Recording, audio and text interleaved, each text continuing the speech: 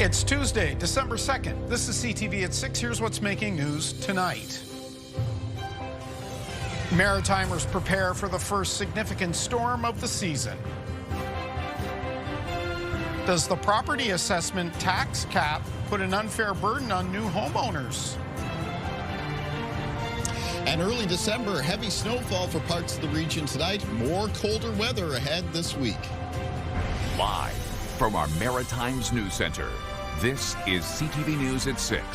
Here is Todd Battis. There's a live look at St. John right now where it has been snowing. It is currently -2 degrees in the uptown. And a live shot of downtown Halifax. 2 degrees to the positive side. There has been some light rain falling. Good evening. The first storm of the season is making its way to the Maritimes right now. So let's get right to CTV meteorologist Kalen Mitchell. Kalen, we saw a bit of evidence. We're in a bit of a lull right now of that snow rain line. This is going to be a very different event depending on where you live. Yeah, that's right. That's the tail of the tape with this one. So New Brunswick is very much going to be on the snowy side of this weather system, and Nova Scotia is going to be on the mixture of snow and rain side. Mostly rain towards the Atlantic coastline, but some heavy snow expected for northern areas of that province. So we can see the divide right now ongoing on radar. So right up and down the Atlantic coastline of Nova Scotia, that's where temperatures are on the plus side of the scale currently.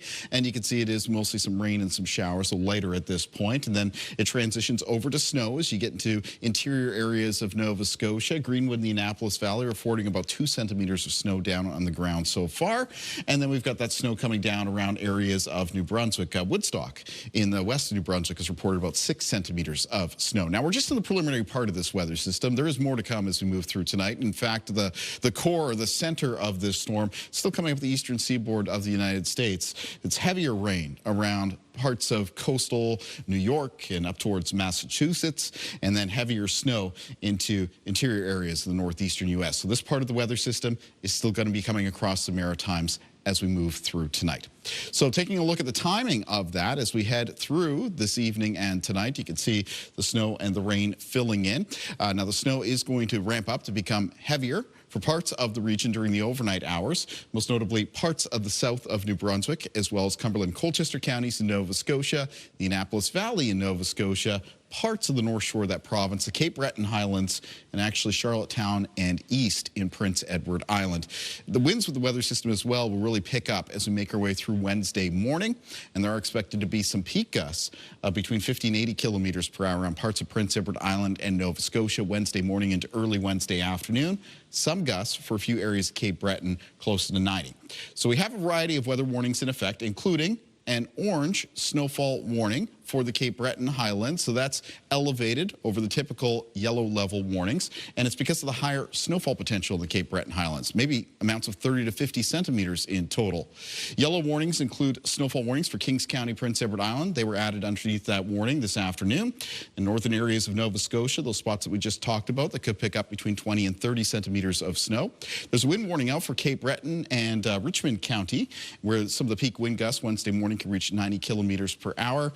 And rainfall warnings out for Yarmouth and Shelburne counties. Rainfall totals near 50 millimeters. Additionally, a rough surf Wednesday morning near high tide from Halifax down towards Shelburne County could bring water levels above the typical high water mark. So there's actually a coastal statement for the possibility of those elevated water levels there, Todd. Okay, we'll see you for the full forecast later. And late this afternoon, Northumberland Ferries announced the forecast for high winds has forced the cancellation of all sailings of the ferry between Nova Scotia and PEI tomorrow. Meanwhile, in St. John, city crews spent today preparing for the snowfall. CTV's Avery McRae reports. Before the first flake even fell, crews around St. John were busy preparing for what's expected to be the season's first significant snowfall. Over the last couple of days, as we've seen the storm approaching, making sure people are ready, our equipment's all ready to go, so that we respond when the storm starts. By mid-afternoon, the snow had started.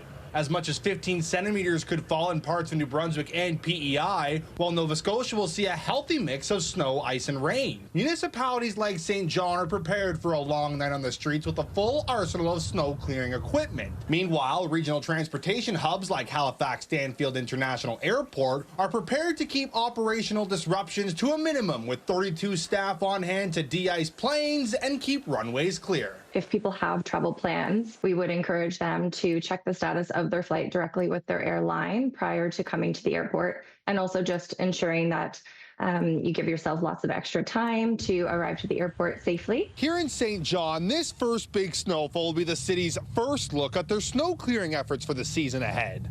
Last year, some streets and sidewalks went days and even weeks before seeing a plow. Uptown St. John Executive Director Nancy Tissington says people will be watching, and the city knows it. We are going to be being a little bit louder this year as far as advocacy on behalf of our businesses to make sure that these city streets, the 26 blocks, are really cleared for our residents to walk down, for our workers to come in. With a total of 35 street plows and another 11 dedicated to sidewalks, O'Reilly says they are ready. Last winter, 5 of the 6 storms, we were below 75% of our deliverables. So we have several measures putting in place this year to increase that service standard for the community. A community who, for the next few months, best have the shovels handy and salt secure as winter has arrived. Avery McRae, CTV News, St. John. Other news of the day now, and a 16-year-old boy who was originally charged with threatening to harm students at a Halifax high school will hear his sentence tomorrow. The teen has pleaded guilty to weapons charges. CTV's Jonathan McGuinness has the latest from court. The teen, whose identity is protected under the Youth Criminal Justice Act, appeared in court in Halifax today. He was originally charged in April with 33 offenses and pleaded guilty to 8 weapons-related charges. All others were dropped. Officers seized shotguns, rifles, and a pair of brass knuckles at his home. The Crown told the court today police received a tip from an operator at a suicide prevention hotline that the teen was planning an attack. A list of potential victims was also found on his phone. Prosecutor Terry Nickerson is asking for a 6-month deferred custody order, which releases the offender under the supervision of his parent. Nickerson also wants 18 months probation. Defense lawyer Danielle O'Sullivan wants an 18-month conditional discharge, which would allow the teen to avoid a criminal record as long as he completes the terms of his probation. The 16-year-old boy spent 173 days in custody before being released. The Crown and defense agreed on a number of conditions that include a weapons and internet prohibition and staying away from Citadel High School. The teen addressed the court at the end of today's hearing, apologizing and saying he's ready to move forward under the conditions the court sees fit. The judge will hand down her sentence tomorrow. Jonathan McGuinness, CTV News, Halifax. A man wanted by police has been arrested in Fredericton for failing to appear in court on a charge of conspiracy to commit murder. 30-year-old Nicholas Daniel Bain was taken into custody this afternoon near downtown Fredericton. Bain is one of 5 people accused of plotting to kill the son of a couple found dead in their Dieppe home in 2019. Yesterday, we reported 4 of the accused made their first court appearance in Moncton. Bain, the only one not in custody, was a no-show. He will appear in a Moncton courtroom at a future date. The man who was subject of an emergency alert in Nova Scotia over the weekend is now facing weapons charges. The alert was sent Saturday after a man was seen with a sawed-off shotgun in Enfield. Police used a drone to locate and arrest him. 39-year-old Michael Franklin Garden-Cole of Shubenacadie was taken to hospital with injuries after his arrest. He faces a number of weapons and theft charges and will appear in court tomorrow. After much pressure, the City of St. John has launched a pair of pilot projects to protect small businesses from a rise in crime. The Community Safety and Security team will soon be patrolling the Uptown, Waterloo Village, and the area around local shelters. The team will run 24/7 and focus on prevention and de-escalation rather than enforcement. Along with the team, businesses can now apply for grants up to $7,500 a year to cover damage and security costs. We know that these two working together will create far more success than either one individually. The CSS team and the Community Resilience Fund represents a holistic approach to community safety. They balance immediate response with long-term prevention, and they demonstrate our city's commitment to working hand-in-hand with residents, businesses, and community partners. The team is expected to begin patrolling the streets in February, while the first round of those grants will be awarded a little later in April. Well, you can expect to see security screening at more Nova Scotia hospitals after a successful trial at the health center in Truro. The Nova Scotia Health Authority says more than 7,400 people were screened over a 2-week period. 49 potentially dangerous items were seized. The AI-powered security units will be installed at up to 12 sites in the coming months. The first ones will be put in place at the Halifax Infirmary and Dartmouth Hospital by the 13th of this month. Online, police say 2 people whose remains were found inside a burned-out vehicle last year in Pictou County were already dead before it was set on fire. You can read more about that at ctvnewsatlantic.ca. Here's a scenario. 2 townhomes side by side. One owner pays hundreds less in property taxes. Each year, that's because Nova Scotia caps property tax assessments. Now, Halifax councillors are asking if that should be changed. Here's CTV's Jesse Thomas. On many Halifax streets, 2 similar homes like these in the Hydrostone neighborhood can fetch 2 very different tax bills. The provincial property tax cap assessment program aims to limit how much a property's assessed value can climb, essentially protecting longtime homeowners from sudden jumps. I've been hearing from a number of new homeowners that they are paying significantly higher property taxes than their neighbors. If you've recently bought a home, you don't get that cap price the previous homeowner paid. You pay the full market assessment. Councillor Steele says that is unfairly hurting newer home buyers and often younger families who are paying the most. And some other jurisdictions in Canada that had caps actually removed the caps because it was causing market distortion. This realtor says the cap may be keeping more people like seniors in homes that they might otherwise downsize because they're worried about a bigger tax bill if they move. You're not seeing as many new listings come to the market, and then really it's benefiting people that have owned property for a long time, but it's really gatekeeping younger people from getting into their first home ownership. Steele's motion asks staff to come back with a report and spell out exactly how the cap is affecting affordability and availability, and whether the cap system is still fair. I'm certainly not suggesting that we have a quick removal of the cap. Are there some options where we could gradually phase in a reduction of the cap? Councillor Tony Mancini agrees it's time for a review, even if the cap benefits people like him. But if my kid buys the house across the street that's similar to mine, he or she's going to end up paying more for the same type of house. But I also think about seniors, right? Seniors that want to stay in their house, if they don't have a cap, that becomes more difficult. So it's worthwhile reviewing. Depending on what staff find, Halifax may call on the province to change the Assessment Act to phase out some of the imbalances, but ultimately it's up to the province. Jesse Thomas, CTV News, Halifax. Nova Scotia is boosting minimum wage to $17 an hour by next fall, but the province won't consider a guaranteed basic income that some advocates are pushing for. As CTV's Callum Smith reports, the government insists it's just too expensive. We need a basic income because too many people in Nova Scotia today are suffering. That's an organization called Basic Income Nova Scotia, declaring the province's poverty rates too concerning for inaction, downplaying government's concerns about the cost of a guaranteed income. Poverty rates, food insecurity, and food bank use are all rising. Housing prices are out of reach for many, and non-market housing levels are far too low. She says arguments that fewer people would work and that the cost of basic needs would go up with this government-backed program are simply not true, and a new demographic is included in the most vulnerable. The traditionally marginalized, such as Indigenous people, African Nova Scotians, the disabled, and perhaps surprisingly, single adults between the ages of 18 and 64. Nova Scotia announced today 2 minimum wage increases over the next year, rising by a total of 50 cents to $17 an hour by October 1st. More than $10 shy of the living wage, according to one study. But the Deputy Minister is not shying away from government's view on a basic income guarantee. It's not something that we're considering right now.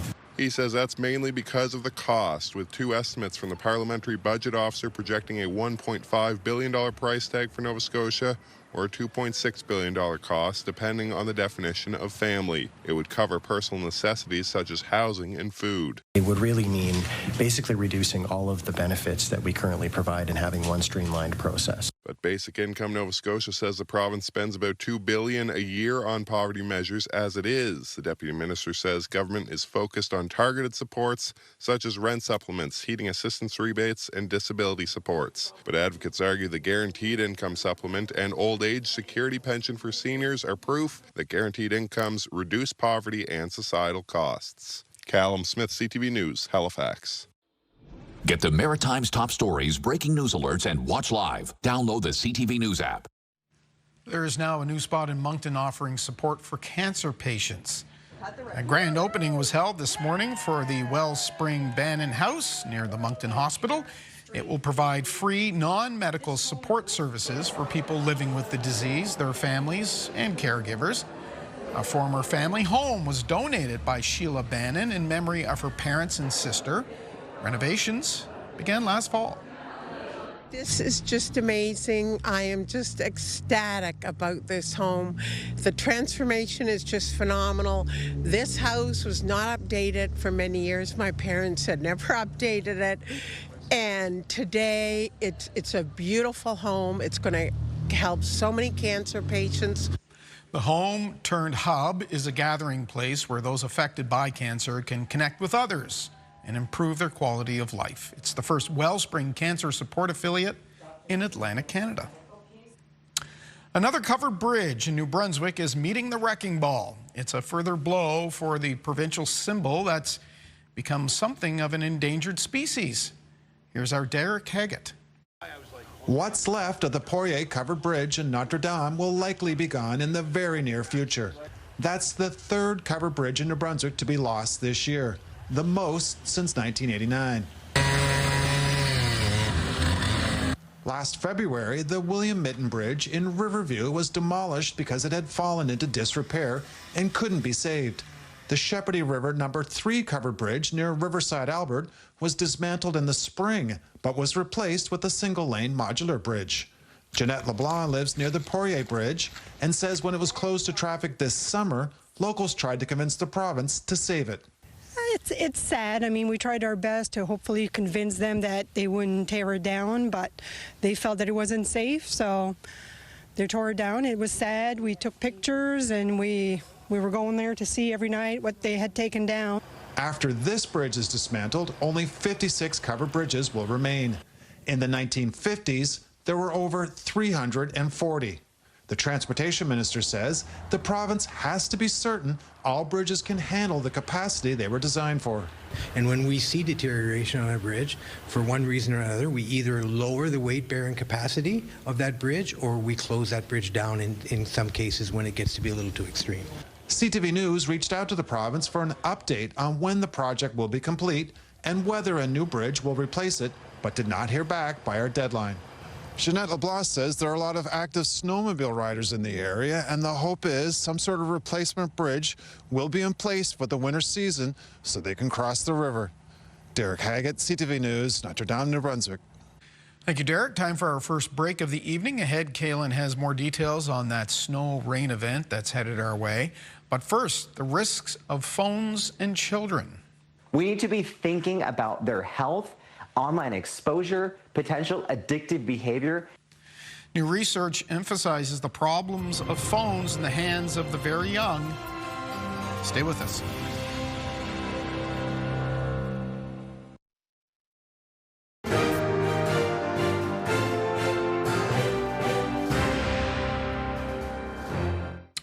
New research is out about smartphones and children, specifically the potential health risks of giving a young child a phone.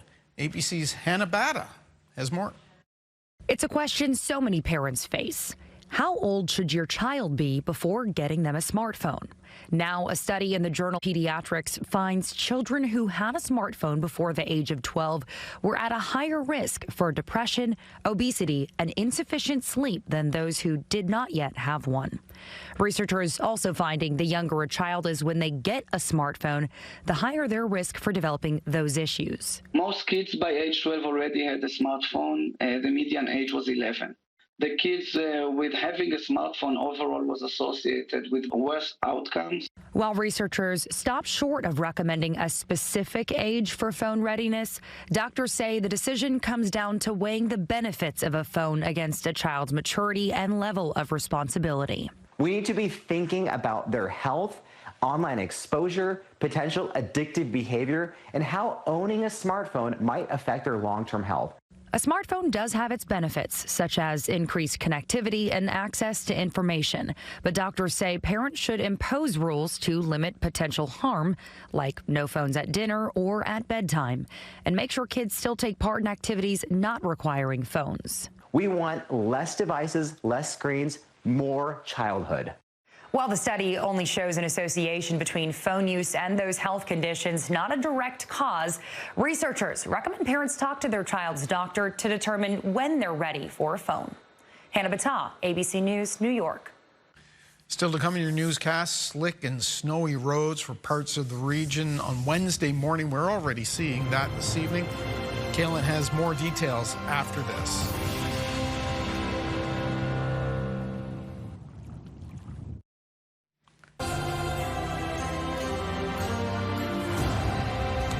Regent and Prospect Streets, and I understand that we did see a couple plows go through that shot a little earlier while we were in commercial, so nice to see the cruiser route in the capital. My guesstimate would be about 2 to 5 centimeters of snow down for the Fredericton area. Now we have hit a little bit of a break or a lull because we're just into the initial part of this weather system.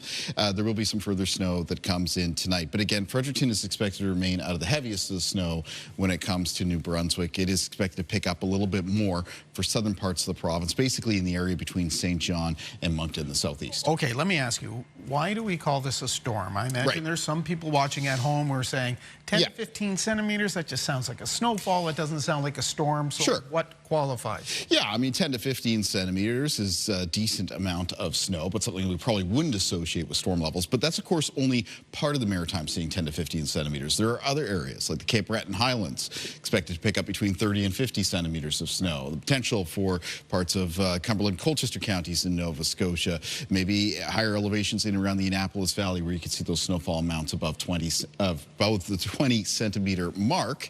And then we have some wind warnings is issued. My own personal preference is to kind of save the word storm until we get a combination of both precipitation and wind warnings for the Maritime. So we have that one with this one. Now, if we were to take a look at this storm system as a whole, I mean, it's got all the markings of what we'd expect of a nor'easter in the wintertime because it is rapidly strengthening right now at the eastern seaboard of the United States. Let's talk a little bit more about the snowfall amounts. We just did a little bit. So there's Fredericton area. I expect totals to finish for Fredericton somewhere in the range around 5 to 10 centimeters of snow. Same thing goes for the Woodstock area, already sitting at around 6 centimeters, according to an automated weather station there. Miramichi, about 5 to 10 centimeters. And then you have the higher potential of maybe getting some amounts, 10 to 20 centimeters, Sussex, and then towards Moncton, the southeast of New Brunswick. 10 to 20 centimeters of snow possible, Charlottetown, East, and Prince Edward Island. Remember, Kings County, PEI was added underneath the snowfall warning this afternoon. And then you can see the potential for some higher amounts around northern areas of Nova Scotia. And it's basically that northern half of Nova Scotia because that's where the rain snow line is expected to push up towards as we move through tonight. And that means that there's going to be a tremendous amount of variability as far as conditions go between Atlantic coastal areas of Nova Scotia, where it'll be mostly rain with this one, and some of that higher terrain as you get into the north. Again, some of those roads that climb up to higher terrain heading into the Annapolis Valley, those are spots you're going to have to watch out for more snow accumulation. The usual suspects, including the Cobequid Pass and in the 104 and around the Mount Tom area. Parts of Pictou and Antigonish counties could get to 10 to 20 centimeters of snow, but even there might be some variability to the coast, a little bit more rain. might mix in for the coastal areas. And, of course, the big standout number up in the Cape Breton Highlands. Taking a look at the timeline for cloud cover and precipitation for this weather system as we continue to make our way through this evening and tonight. So we're just into the start of it now. Both the rain and the snowfall rates for parts of the region are going to pick up during the overnight. That's as the main part of the weather system, which right now is coming up between New York and Boston, arrives through the Maritimes. So that's ongoing through the overnight hours into the start of the day for tomorrow. As a heads up for those areas around Atlantic coastal Nova Scotia that are mostly rain, I do expect Wednesday morning that a number of those areas will turn back to a brief period of snow. I'm not expecting a tremendous amount of accumulation out of that, but it may be enough to create some slick spots here and there. So just be aware of that. And then moving from Wednesday morning into Wednesday afternoon, what's left of the snow or the mixture of snow and rain is exiting off towards the northeast. Additionally, it's also Wednesday morning into early Wednesday afternoon when we get into some of the gustiest of the winds for the Maritimes. North and northeast gusts for Prince Edward Island, parts of Nova Scotia that could peak between 50 and 80 kilometers per hour, which is below warning criteria. However, closer to 90 for a few areas of Cape Breton, including Cape Breton County and Richmond County, both of which are underneath that wind warning. Low temperatures in the forecast for tonight around the region will be at their chilliest for many locations this evening, and then temperatures rise a little bit during the overnight. Speaking of colder temperatures, though, so we take a look at the extended forecast. There is going to be a couple fresh rounds of very cold air moving in. Next round for New Brunswick arriving Thursday night into Friday, so cold end to this week, cold start to the upcoming weekend. And next round after that looks like it'll be arriving Sunday night into Monday. So there are going to be some cold spells here as we move through the first part of December. For Nova Scotia in the forecast, a mixture of flurries and showers on Thursday, and then colder air arriving Thursday night into Friday. It's then chilly for the weekend ahead. Another round of cold air moving in Sunday night into Monday. And for Prince Edward Island in the forecast as well, we can expect that next round of cold air to arrive Thursday night into Friday, cold to start the weekend, and then another round of colder air arriving Sunday night into Monday. Todd. Okay, we'll check in at the end of the show. Thank you, Kaylin. Next, we will see how food banks are doing as the holidays near on this Giving Tuesday. And we have this story on the scene. Hi, I'm Misha Bruger-Gosman-Lee, and I have 3 Christmas shows coming up in Sydney and in Halifax and in Truro, and I can't wait to tell you all about it coming up. Okay, so tomorrow's going to be a very special broadcast for Virgin Radio Lights Up the Community. We'll be with Healing Animal Scars at April Vets and Dartmouth Crossing. Yeah, come see us and get a shot at $1,000 if you donate something.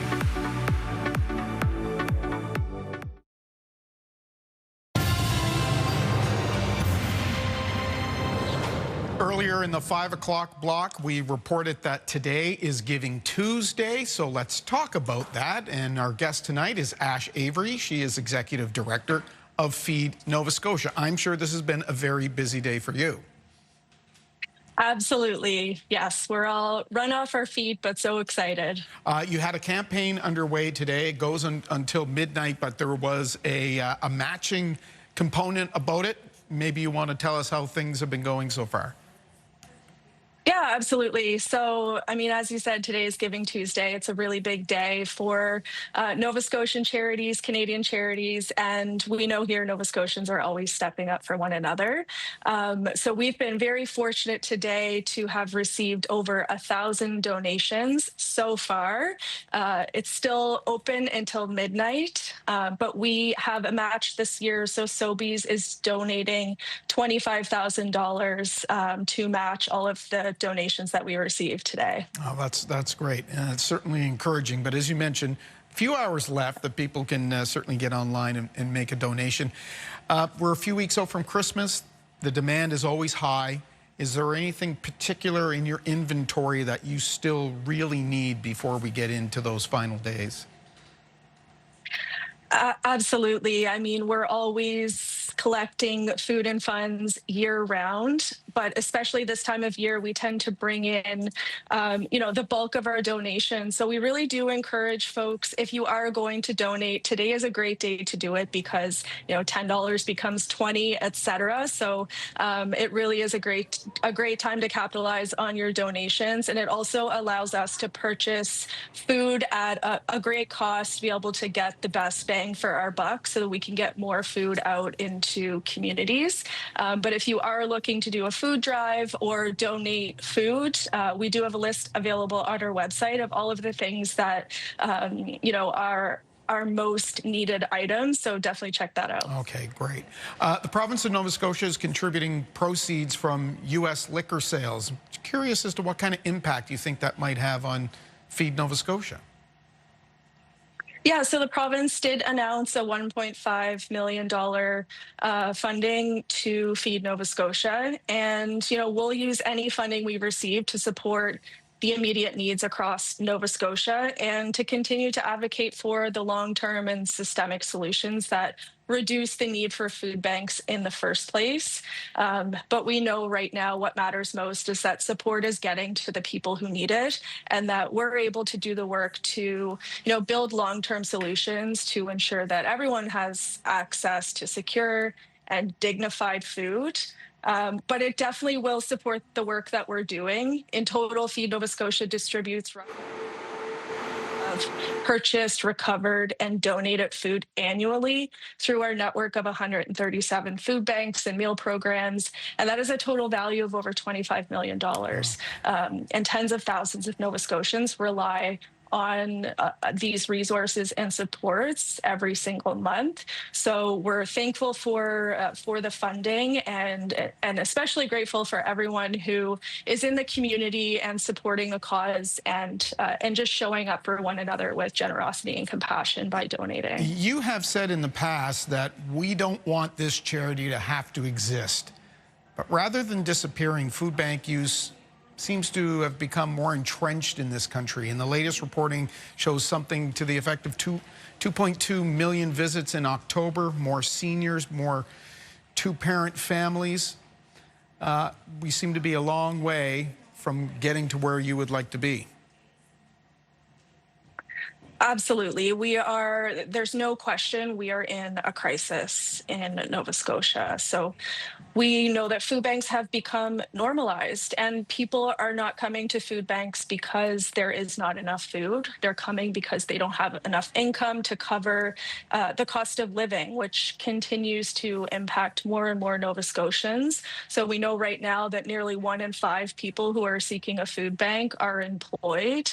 And 1/3 of people supported our children, and children under 12 represent 22%. So really alarming and concerning realities in Nova Scotia. And, we know that charity is not the response, but we also know that, we need to feed people today, and we will continue pushing to create a province where, people don't need to turn to charities to be able to access food. That's a very good point. We should mention again that there is time left today in Giving Tuesday, a few hours. So if folks want to get online and check that list, as you mentioned, for those items in particular that you're in need of, perhaps they can do that. Ash Avery of Feed Nova Scotia, thank you so much for your time tonight. Thanks so much. We'll take a break. We'll be back with more of your local news.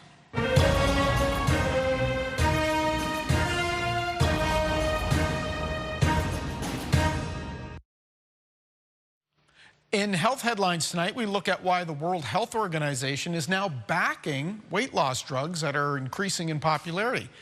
CTV's Amanda Debison has more of that in the Lifeline. The World Health Organization is backing the use of GLP-1 drugs for obesity. These new medicines are a powerful clinical tool offering hope to millions. But let me be clear. Medication alone will not solve the obesity crisis. The WHO says a healthy diet and physical activity should be paired with the medicines, and that access to the drugs is a major issue, with not enough production to meet the global need. The Canadian Food Inspection Agency has once again issued a warning about recalled pistachio products due to possible salmonella contamination. This is the latest in a series of similar recalls across the country. The pistachios and pistachio-containing products from the most recent recall warning were sold in several provinces as well as online. An extensive list of the products and where they were sold is available on the government's website. The notice advises anyone who has become sick from eating a recalled product to contact their healthcare provider. Finally, in the United States, the FDA has removed its strongest warning label from hormone replacement therapy, or HRT, used to manage menopause symptoms. The warning was based on studies done in the early 2000s that appear to have overstated risks like breast cancer and heart disease.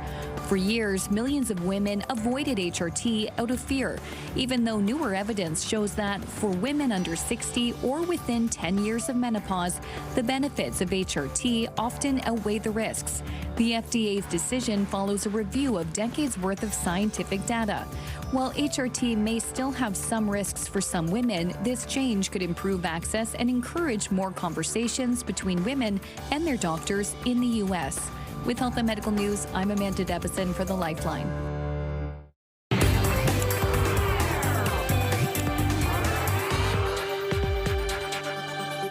We're on the scene with Katie Helly. Good evening. Hello, good evening. Hi. A Maritime favorite. I think she's one of the best singers ever come out of our region. He just said, for the holidays. I love her. She's fabulous. I love her too. I think everybody loves her. She's one of Canada's most celebrated sopranos. Misha Bruegger-Gosman-Lee is hitting the stage for 3 shows in Nova Scotia over the next week. It's a brand new Christmas show.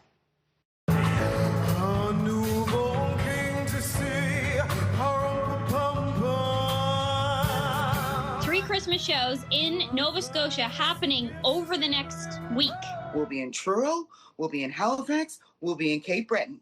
And so that's all this weekend, and it's going to be so much fun. My musicians are large and in charge. Stephen James Lee, my favorite band member, who I also married, Aaron Davis on piano, and Michael Eckert on pedal steel. So good. Stellar.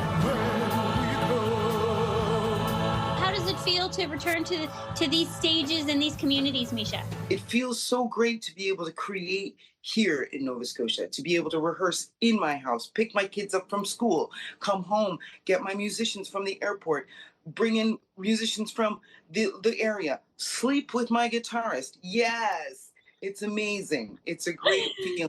Yeah. I love it. And just tell me about the show. What's going to go down? It's going to be Christmas classics. Like, people can expect Misha, opera singer, barn burner, Oh Holy Night, okay? You can also come and have a little church, a little go tell it on the mountain. We'll jazz it up with a little chestnuts. It's a mixed bag because my brand is versatility.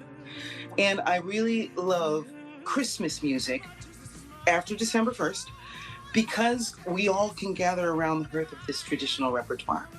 And I love celebrating the birth of Jesus Christ because that's the tradition I fall under. And I love music that we can all sing along to. Misha, you're performing internationally. You're raising kids. You're still bringing big shows home. Talk to me about balance. How are you doing all of these things? Listen, there's no such thing as balance. It's a fallacy. Everybody, give it up.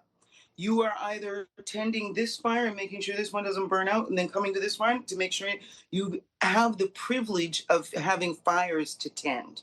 And I have many fires that I prayed for. I prayed for those kids. I prayed for this career. I prayed for that marriage. You know, I prayed to be able to continue learning. I'm doing my master's in practical theology at Acadia. Like, I am here to go to heaven tired.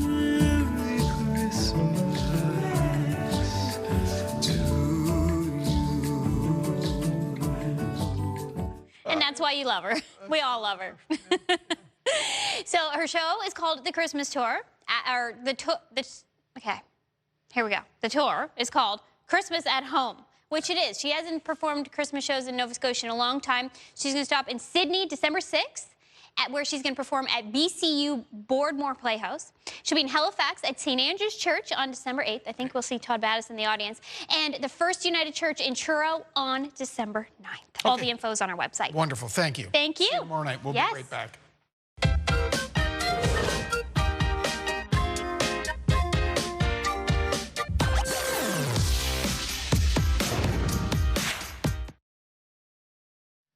Going to focus now on money issues. And New Brunswick is going to spend nearly $1.5 billion next year on things like roads, schools, hospitals, and housing. Hundreds of millions more than it spent last year. CTV's Nick Moore has details. It is a record capital budget in New Brunswick worth $1.47 billion. Half of it, $680 million, will go to transportation, followed by health at $247.3 million and education at $242.6 million. This capital plan supports ongoing multi-year projects, addresses infrastructure needs, and ensures fiscal responsibility. Finance Minister Renee Legacy outlined a few of the government priorities, including $540 million that will be spent to improve roads, bridges, and ferries, $205 million to continue ongoing renovations and additions inside hospitals, and $193 million to continue work that has already begun inside schools, with an additional $9.7 million to begin upgrades, additions, and preliminary work for new schools. My real concern with schools is the fact that it's not the new projects we announce, it's how many we open. And for example of how we fall behind, we only opened one school this year. We're only planning to open one next year. We should be opening 6 a year, and every year we don't, we're falling behind. So we're catching up on that aspect. The opposition parties responding to the budget unveiled this afternoon in the legislature. The government continues to spend as if the deficit does not exist, offering New Brunswickers slogans rather than solutions. I do hope that a significant dent can be made in the deferred maintenance, in the backlog of infrastructure maintenance, whether that be our roads or our schools. The capital budget also includes $8.75 million to upgrade ventilation systems in schools around the province, as well as $6 million for aerial fire suppression and to build a new warehouse for wildfire management equipment, following one of the busiest wildfire seasons in recent memory. Nick Moore, CTV News, Fredericton. On the markets, after Monday's slump, the Dow Jones ended today up 185 points. A smaller Canadian bank is being acquired in a $1.9 billion deal. We get the details from B&M Bloomberg's Morella Fernandez. Laurentian Bank is being sold to Fairstone Bank for just under $2 billion. Fairstone is an alternative mortgage lender. It will pay a 20% premium to Laurentian shareholders to buy the bank's commercial lending unit. And National Bank is acquiring Laurentian's retail and small business assets. The news today swept Laurentian shares up over 18%. Here are the closing numbers for the day. The Canadian dollar is down to 71.54. West Texas Intermediate crude is down to 58.64. Western Canadian Select is up to 46.24. And the TSX lost another 52 points today, ending the day at 31,049. Those are your business headlines. I'm Morella Fernandez. All right, one more look at conditions. There's Kaylin. The rain's coming. Yeah, it's a very cold December rain falling out here in the north end of Halifax at the moment. Remember, those areas that are going to be getting rain tonight. The rain is going to be getting heavier overnight. Those areas underneath snowfall warnings, the snow is going to be getting heavier overnight as well. Let's take a look at our viewer picture for tonight. This is a beautiful shot. It's coming in from this morning from Woodstock in New Brunswick, sent in by Joyce Albert. I want to thank Joyce very much for taking the time to send this picture. What's that saying? Red sky in the morning. Sailors take warning, and certainly maybe a sign here that there was some inclement weather on its way in. Last time I checked in on Woodstock, they were sitting at around 6 centimeters of snow from an automated weather station. Wouldn't surprise me if they finished close to the 10-centimeter mark. For tomorrow, though, it should be cloudy with sunny breaks and a high temperature near -3. Day planner for tomorrow at the start of the day. The last of the rain in Nova Scotia may actually turn over to a brief period of snow. That does include areas around the Atlantic coastline. But that snow will be clearing the Maritimes west to east as we go from the morning into the early afternoon. Remember, winds will be at their gustiest tomorrow for Nova Scotia and Prince Edward Island Wednesday morning into early Wednesday afternoon. Let's find out what's coming up on Your Morning Atlantic. Wednesday on Your Morning Atlantic, holiday history. It's beginning to look a lot like Christmas, especially in Charlottetown, where Beaconsfield Historic House is planning a holiday extravaganza. Start your morning with us Wednesday on Your Morning Atlantic on CTV2 and Crave. And finally for us tonight, it was a cookie lover's paradise in Pittsburgh on Sunday. Take a look at this. This group attempted to break the world record for the largest Christmas cookie exchange. The Wedding Cookie Table Community Group on Facebook saw 33 teams of 10 people work to make and exchange cookies, along with teams from right across the United States, even New Zealand. At least 80,000 Christmas cookies were made at Sunday's exchange.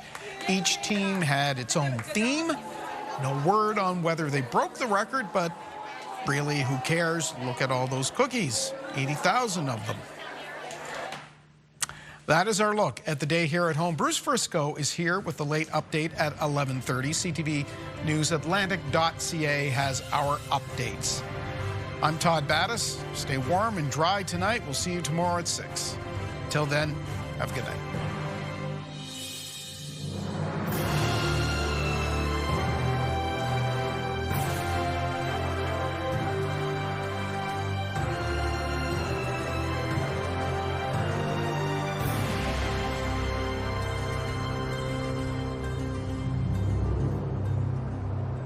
CTV News, the Maritime's #1 newscast. Watch live on Crave.